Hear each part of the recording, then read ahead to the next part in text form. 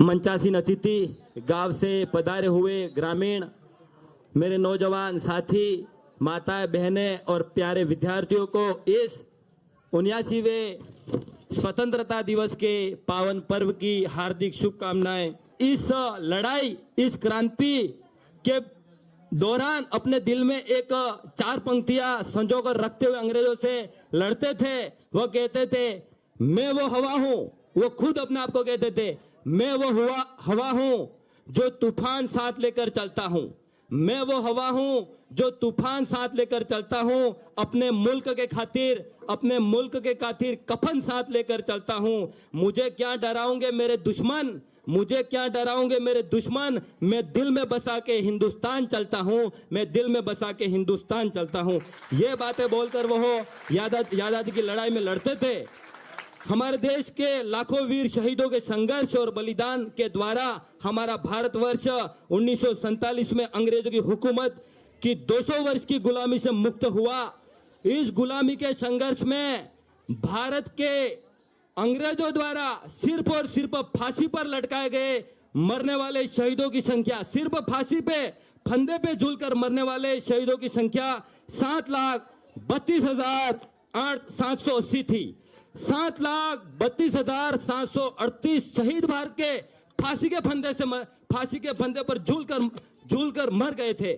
और अंग्रेजों के गोले, अंग्रेजों की लाठियां, अंग्रेजों की गोलियों, अंग्रेजों की बारूदों मरने वाले भारत के शहीदों की संख्या 4.5 करोड़ है। कितनी है? 4.5 करोड़।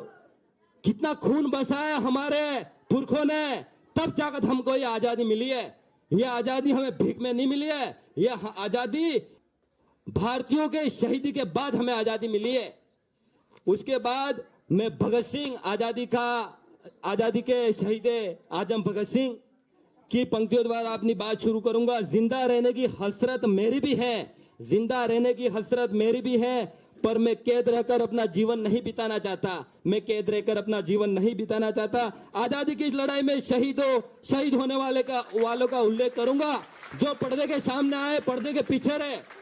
पर्दे के सामने तो बहुत कुछ है, इतिहास में बहुत सारे कम लोगों के बारे में लिखा गया, लेकिन इतिहास के पर्दे में दब गए। उनका इतिहास के पन्नों में आने वाले और इतिहास के पर्दों में दबने वाले सभी की शहादत को मैं सलाम सैल्यूट करता हूं।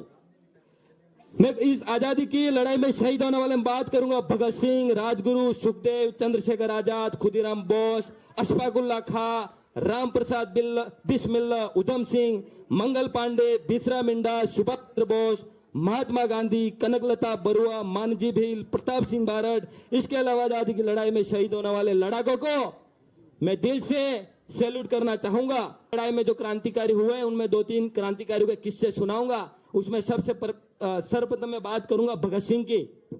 भगत सिंह जब 1928 में साइमन कमीशन भारत आया और लाहौर में भारत के लाला लाजपत राय की अंग्रेजों ने लाठियों से मौत कर दी। लाला जी का निधन हो गया। साइमन कमीशन का विरोध कर रहे थे लाला जी और उनके साथी। तो उस दौरान लाला जी वयोवृद्ध नेता थे, वयोवृद्ध क्रांतिकारी थे, इनकी मौत हो गई।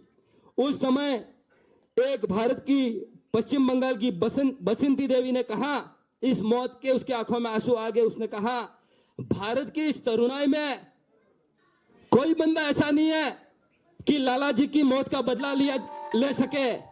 उस समय भगत सिंह और अपने साथियों ने यह बीड़ा उठाया, क्यों ना लाला जी की मौत का बदला लिया जाए।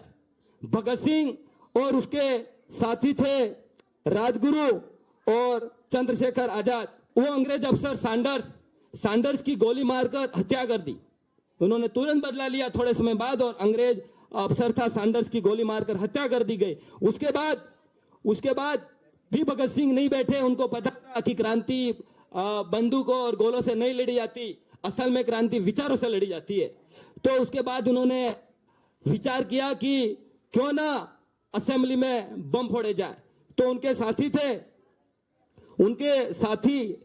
थे और बटुकेश्वर दत्त, उन्होंने 1929 में जो दिल्ली में असेंबली थी उसमें बम फेंके। वो बम भी कैसे थे? मारने वाले नहीं थे, वो किसके ऊपर भी नहीं गिरे, और बीच में बम फेंके। वो बम इसलिए फेंके कि हमको इसके बाद गिरफ्तार कर दे अंग्रेज और हम भले जेल में रहेंगे, लेकिन भारत के क्रांतिकारी जो सोए हुए हैं गर्म जलवायु में भी उनका खून खोलेंगे। उसके बाद भगत सिंह को गिरफ्तार कर दिया गया और जेल के दौरान बहुत सारी बातें होती रही, ट्रायल चलती रही कोर्ट में। और एक रोज उनकी मां उनसे मिलने आई, तो भगत सिंह ने कहा, अपनी मां से मिलने आई, भगत सिंह ने अपनी मां को कहा था, मां जब मेरी फांसी होगी तो आप मेरी लाश लेने मत आना। ऐसे ना हो कि आप रो पड़ो और लोग कहे कि भगत सिंह की मां रो पड़ी है। यह भगत सिंह ने अपनी मां को कहा था एक दिन पहले। और भगत सिंह की मौत होनी थी 24 मार्च 1931 को, लेकिन अंग्रेज कांप गए, भारत के युवा आंदोलित हो रहे, हम सबको फोड़ देंगे। एक दिन पहले सबकी फांसी सुबह होती है, भगत सिंह की फांसी एक दिन पहले 23 तारीख को शाम को 7:32 पे उनको ले जाया गया और फांसी की सजा भगत सिंह, राजगुरु, सुखदेव को फांसी की सजा फांसी की सजा दी गई। और अंतिम पूछा, अंतिम रूप से आप क्या आपकी इच्छा है? तो उन्होंने कहा वो लेनिन की किताब पढ़ रहे थे। उसके बाद बाहर आए और तीनों फिर गले मिले और गले मिलने के बाद उनकी फांसी हो गई। लेकिन इतनी दुखद फांसी, शव भी उनके परिजनों को नहीं दिया। इन अंग्रेजों ने उनका शव उनके परिजनों को नहीं दिया अंतिम संस्कार के लिए, और जेल का दरवाजा तोड़ा और पिछले दरवाजे से लाहौर से 60 किलोमीटर दूर हुसैनीवाला में उनका अंतिम संस्कार किया गया। ऐसे क्रांतिकारी वीर जवान को मेरा सैल्यूट। अब बात करूंगा उधम सिंह। 21 साल तक का इंतजार किया उधम सिंह ने। पंजाब का एक युवा व्यक्ति था। 13 अप्रैल 1919 को जलियांवाला बाग में अंग्रेज बैसाखी का पर्व चल रहा था और उस दौरान अंग्रेजों के खिलाफ या आजादी की बात सुनने के लिए बहुत सारे लोग आए।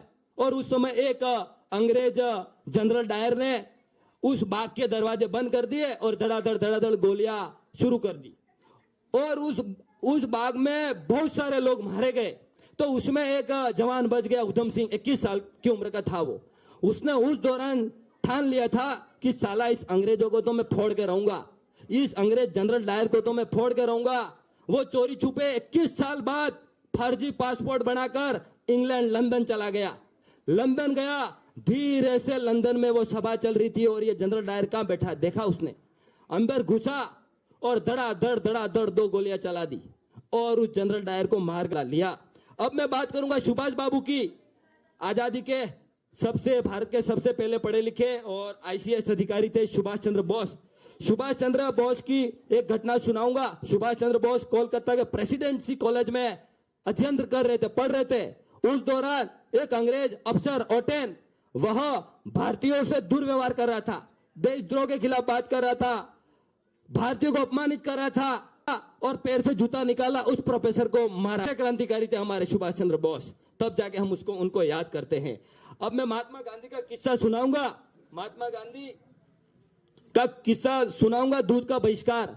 महात्मा गांधी गाय को पवित्र मानते थे, गाय को, और गायों के प्रति होने वाले दुर्व्यवहार से वो नाराज थे। एक दिन वो बहुत बीमार हो गए, मरने जैसी स्थिति थी।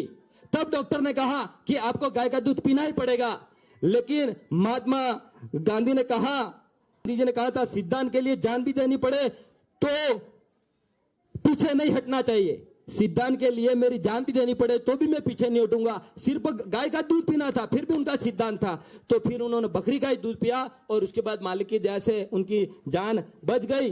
अब अंतिम रूप से मैं बात करूंगा महात्मा गांधी पढ़ाई कर रहे थे और अंग्रेजी विषय का टेस्ट दे रहे थे और उसमें एक स्पेलिंग मिस कर गए तो उनके शिक्षक ने कहा अपने साथी